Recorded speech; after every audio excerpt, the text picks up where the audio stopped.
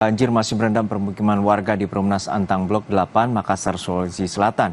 Banjir yang masih tinggi membuat ratusan warga bertahan di pengungsian. Hingga Kamis pagi, banjir setinggi 1 meter hingga 2 meter masih merendam permukiman warga di Perumnas Antang Blok 8.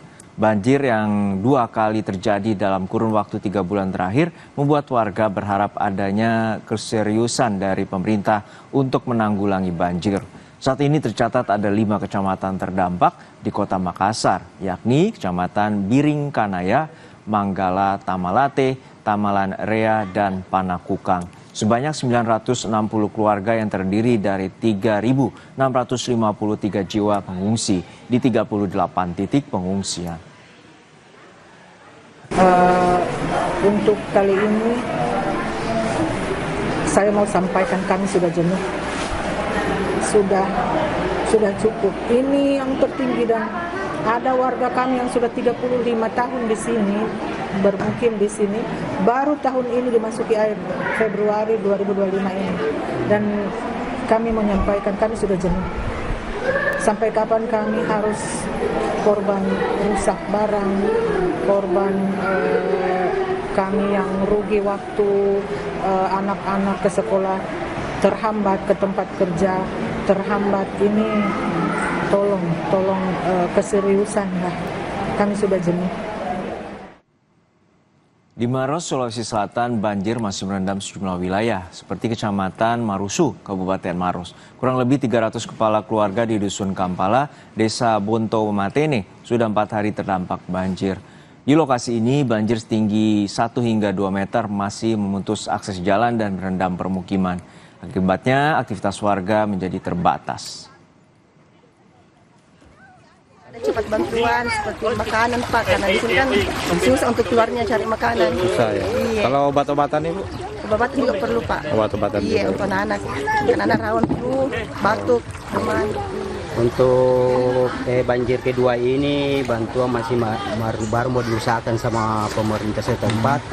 Tapi waktu banjir pertama itu sudah ada bantuan dari pemerintah desa setempat sama bantuan dari aparat yang lainnya seperti dari Angkatan Udara, Kapolsek.